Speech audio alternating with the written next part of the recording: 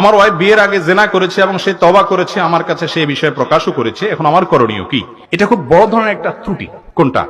বিয়ের পর আজকাল বিশেষ করে ইয়াংদের মধ্যে এটা দেখা যাচ্ছে। অনেক দম্পতি আমাদের কাছে আসেন, অনেক ভাইয়েরা অনেক বোনেরা আমাদের কাছে আসেন বা যোগাযোগ করেন এবং এই সমস্যাগুলো কথা তারা বলেন। সেটা হলো, এরপর বেশি ভালো শাস্তে গিয়া স্বামী তার স্ত্রীকে বলে তুমি প্রমিস করো, সত্য সত্যি বলো তোমার কারোর সাথে কোনো সম্পর্ক ছিল কিনা, কারণ আসলে সমাজটা এত নষ্ট হয়ে গেছে কেউ কাউকে বিশ্বাস করতে চায় না।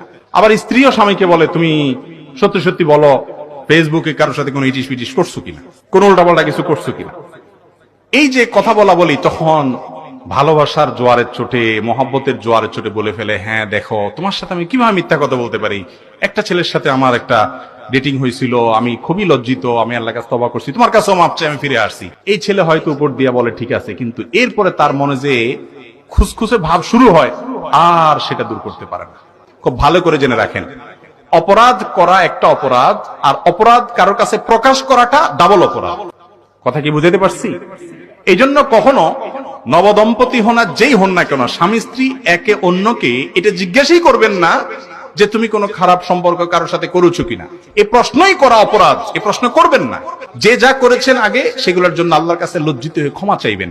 স্বামীর কাছে বা স্ত্রীর কাছে বেশি ভালো শাস্তে গিয়া নিজের সব গুদুর বলে দিবেন, এরপরে অশান্তি শুরু হবে, সেটা কখনো যৌক্তিক হতে পারে না। এখন কথা হলো, কোন আল্লাহর বান্দা বা বান্দা যদি বলে ফেলে থাকেন, তার জীবন সঙ্গী যিনি আছেন তার উচিত হলো তাকে ক্ষমা করে দেওয়া। কেউ যদি তওবা করে আসে, তার জীবনের ভুলকে স্বীকার করে, তাকে ক্ষমা করার মতো মানুষ